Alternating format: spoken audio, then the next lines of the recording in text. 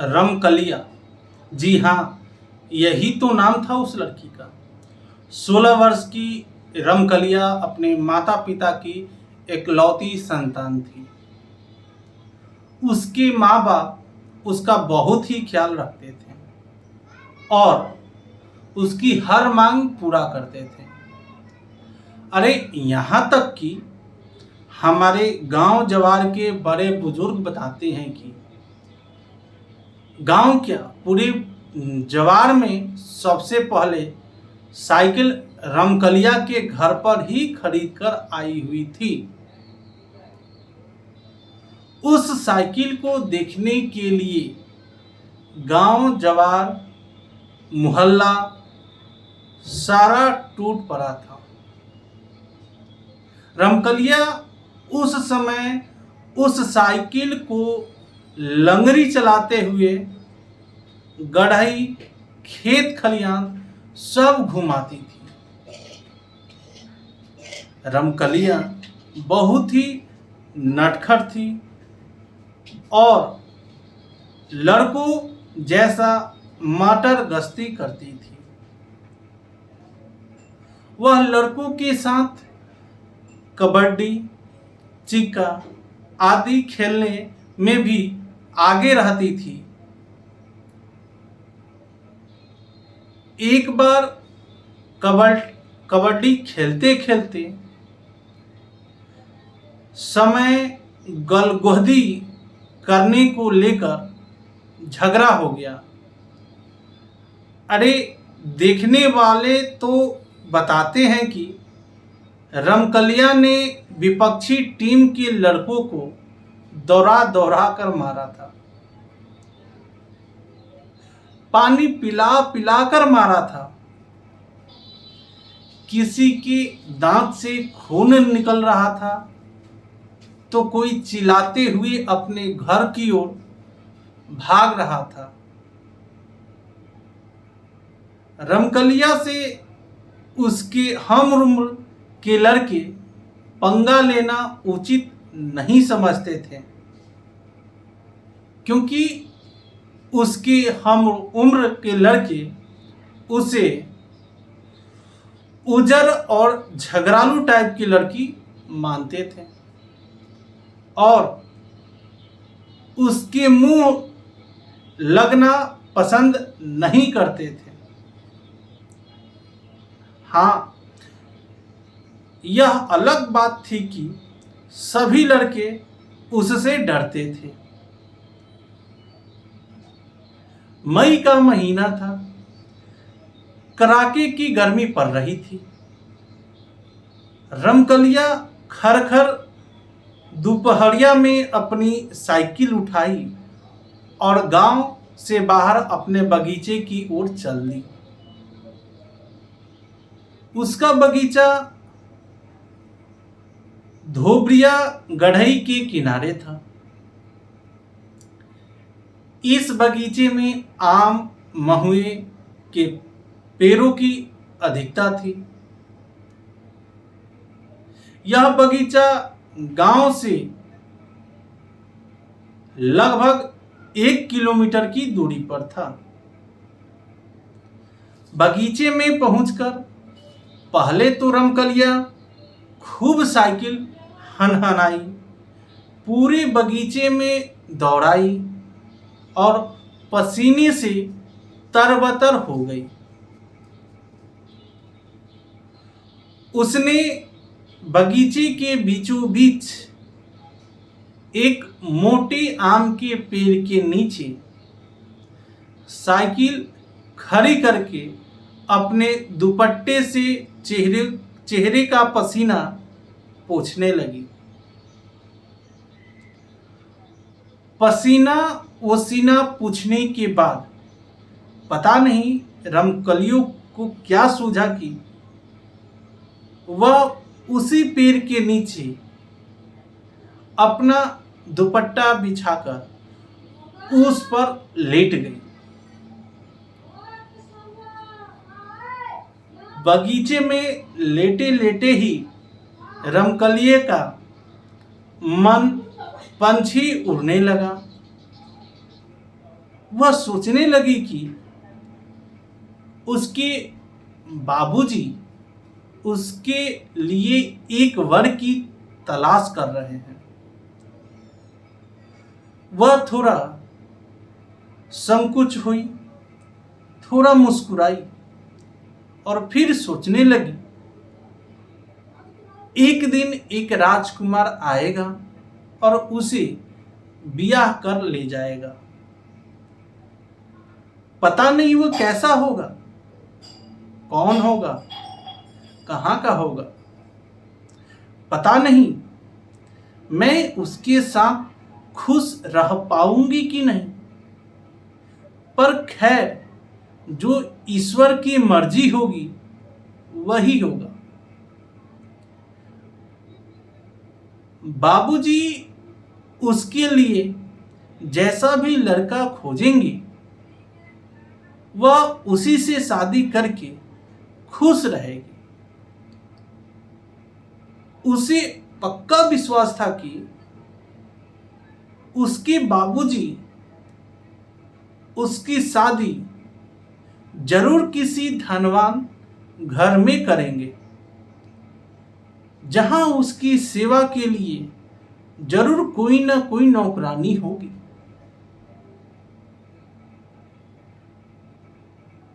अभी रमकलिया इन्हीं सब विचारों में खोई हुई थी कि उसे ऐसा आभास हुआ कि उसके सिर की तरफ कोई बैठकर उसके बालों में उंगली पिरो रहा है।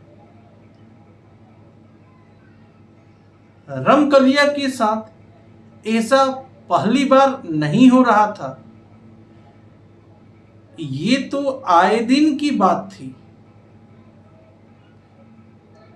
बकरी, गाय आदि चराने वाली लड़कियां या लड़के चुपके से उसके पीछे बैठकर उसके बालों में उंगली पिरोते या सहलाते रहते थे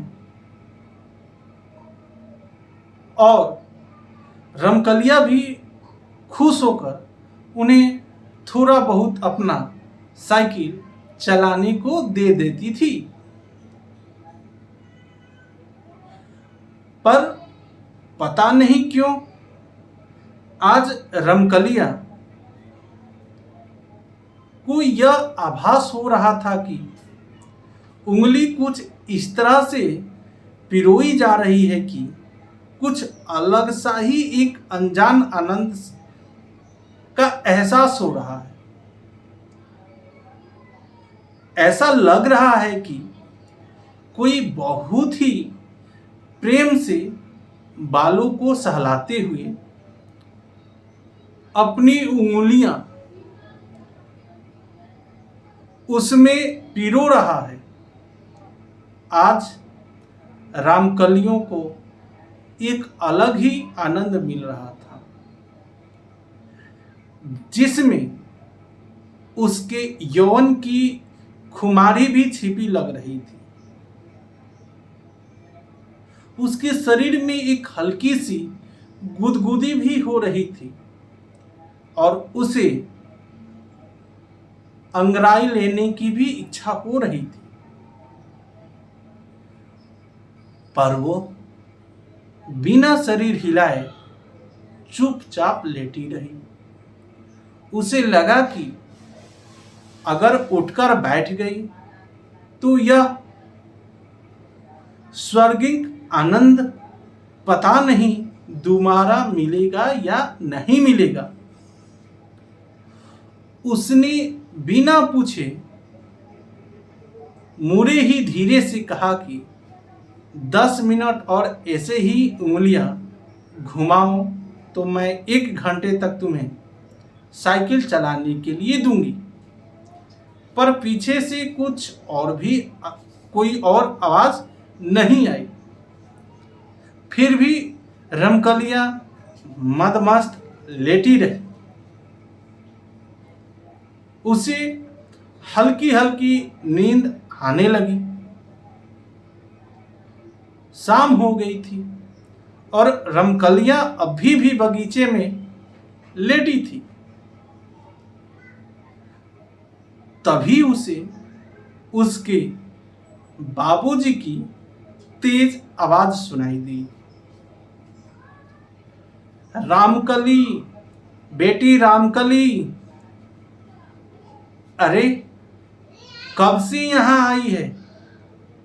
मैं तो तुम्हारी माँ कब से तुम्हें खोज रहा हूं। इस सुनसान बगीचे में जहां कोई भी नहीं है, तू निडर होकर सो रही है। रमकलिया ने करवट ली और अपने बाबूजी को देखकर मुस्कुराई। उसके बाबूजी उसे घर चलने के लिए कहकर घर की ओर चल दिए। रमकलिया उठी, साइकिल उठाई और लंगड़ी मारते हुए गांव की ओर चल दी। उस रात पता नहीं क्या हुआ कि रमकलिया ठीक से सो नहीं सकी। पूरी रात करवट बदलती रही। जब भी सोने की कोशिश करती, उसी बगीचे में घटी आज दोपहर की घटना याद आती रहती थी। वह बार बार अपने दिमाग पर जोर डालकर यह जानना चाहती थी कि आखिर कौन था वो। वह अब पछता रही थी। उसे लग रहा था कि पीछे मुड़कर उससे बात करनी चाहिए थी, लेकिन वह करे भी तो क्या करे। उस अनजान व्यक्ति के कोमल प्यार भरे स्पर्शों से उसे अचानक कब नींद आ गई, उसे पता ही नहीं चला था। अरे अगर उसके बाबूजी बगीचे में पहुंचकर उसे नहीं जगाया होता तो पता नहीं कब तक सोती रहती। रमकलिया यही बात सोचते हुए सो रही थी। सुबह जल्दी जगकर रमकलिया फिर अपनी साइकिल उठाई और उस बगीचे में चली गई। सुबह की ताजी हवा पूरे बगीचे में हिचकोले ले रही थी, पर पता नहीं क्यों सरसराती हवा में पत्तियों टहनियों से बात करती हवा में रमकलियों को एक भीनी भीनी मदमस्त कर देने वाली सुगंध का आभास हो रहा था। उसे ऐसा लग रहा था कि आज पवनदेव उसके बालों से खेल रहे हैं। वह लगभग 1 घंटे तक बगीचे में रही और फिर वो घर वापस आ गई। घर आने के बाद रमकलिया पता नहीं किन यादों में खोई रही। उसी दिन फिर से खरखर दोपहरिया में रमकलिया का जी नहीं माना और वह साइकिल उठाकर बगीचे की ओर चली गई। बगीचे में 3-4 राउंड साइकिल दौड़ाने के बाद फिर रमकलिया एक आम के पेड़ के नीचे सुस्ताने लगी। उसी कुछ सूझा। वह हल्की सी मुस्कुराई और अपने दुपट्टे को अपने सर के नीचे लगाकर सोने का नाटक करने लगी। अभी रमकलियों को लेटे 2-4 मिनट भी नहीं हुए थे कि उसे ऐसा लगा कि कोई उसके बालों में उंगली पिरो रहा है। वह कुछ बोली नहीं, पर धीरे धीरे अपना हाथ अपने सर पर ले गई। वह उस उंगलियों को पकड़ना चाहती थी जो उसके बालों में घुसकर बालों से खेलते हुए उसे एक सुखद आनंद की अनुभूति करा रही थी। पर उसने ज्यों अपने हाथ अपने सर पर ले गई, वहां उसे कुछ नहीं मिला, पर ऐसा लग रहा था कि अभी भी कुछ उंगलियां उसके बालों से खेल रही है।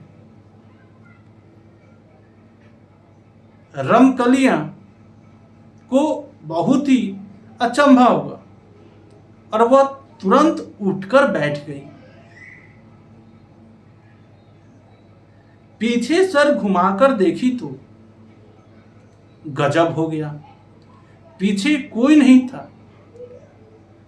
उसे लगा कि शायद जो था वह इस पेड़ के पीछे छिप गया हो,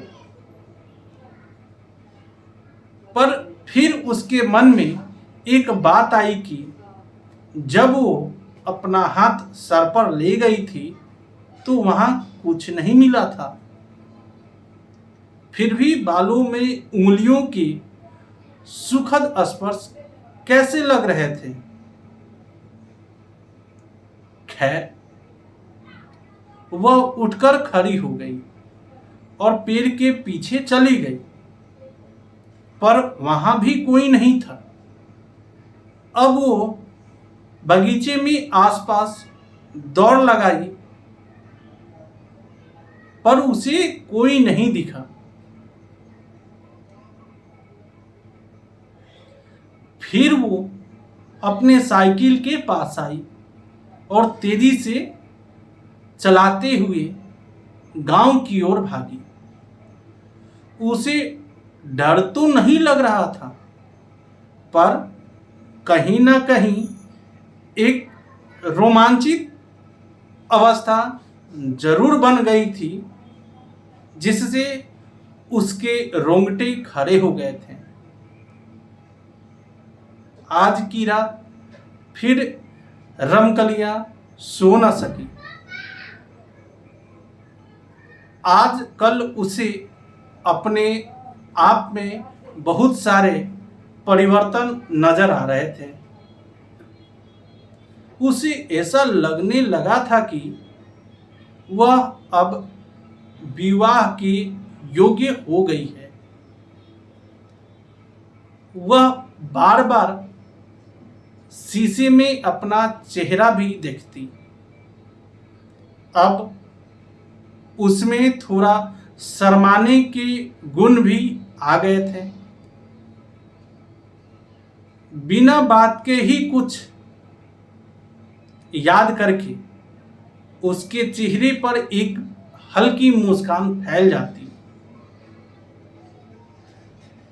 पता नहीं क्यों उसे लगने लगा था कि उसके बालों से खेलने वाला कोई उसकी गांव का नहीं, अपितु कोई दूसरा सुंदर युवा है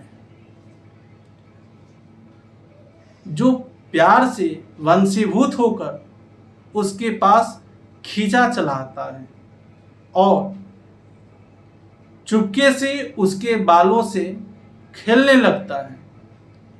फिर उसके दिमाग में कौंधा की जो भी है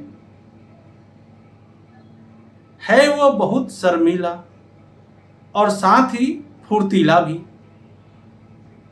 क्योंकि पता नहीं कहाँ छूमंतर हो गया और दिखा ही नहीं।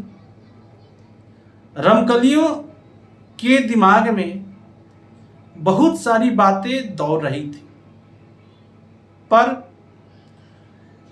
सब सुखद एहसास से भरी, रोमांचित करने वाली ही थी।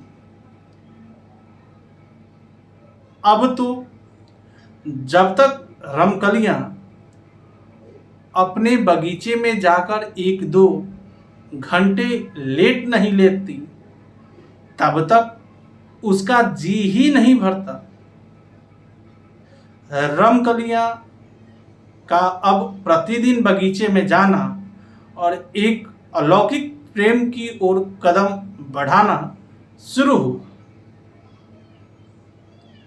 एक ऐसा अनजाना नासमझ प्रेम जो रमकलियों के हृदय में हिचकोली ले रहा था, अब वो पूरी तरह से अनजान थी इस प्रेम से।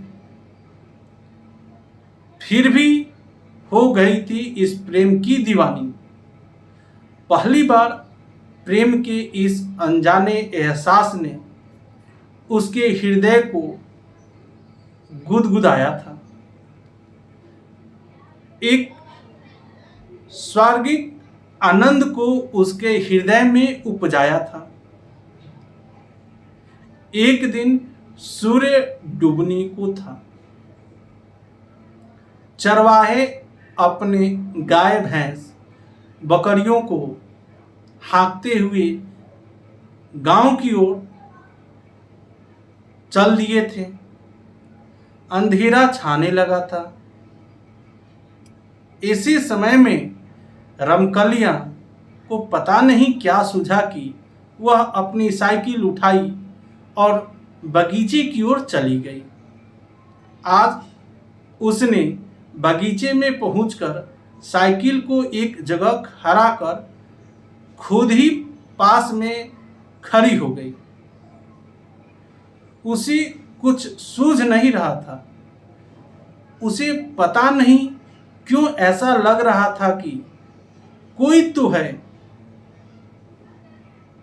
जो अभी उसे उस बगीचे में बुलाया और वह भी अपने आप को रोक न सकी और खींचते हुए इस बगीचे की ओर चली आई। 2-4 मिनट खड़ा रहने के बाद रमकलियां थोड़ा तन गई। अपने सुकोमल हृदय को कठोर बनाकर बुदबुदाई, अगर यह कोई इंसान न होकर भूत निकला तो खैर जो भी हो। मुझे पता नहीं क्यों इस रहस्यमयी जीव से मुझे प्रेम हो गया है। भूत हो या कोई देवी आत्मा, अब तो मैं इससे मिलकर ही रहूंगी। इंसान को अपना बनाता है। मैं अब इस देवी आत्मा को अपना हमसफर बनाऊंगी। देखती हूं इस अनजाने अनसमझे प्यार का परिणाम क्या होता है। अगर वो इंसान नहीं तो कौन है और किस दुनिया का रहने वाला है? कैसी है उसकी दुनिया? यह सब सोचती हुई रमकलियां अपने साइकिल का हैंडल पकड़ी और उसे डुगराते हुए बगीचे से बाहर आने लगी। अब बगीचे में पूरा अंधेरा पसर गया था और साथ में सन्नाटा भी। हाँ, रह रह कर कभी कभी गांव की ओर से कोई आवाज उठ आती थी। अगर दोस्तों ये कहानी आपको अच्छी लगी तो प्लीज़ मुझे कमेंट करके बताएं, और इसका दूसरा पार्ट फिर मैं अगले वीडियो में आप लोगों के लिए लेकर आऊँगा।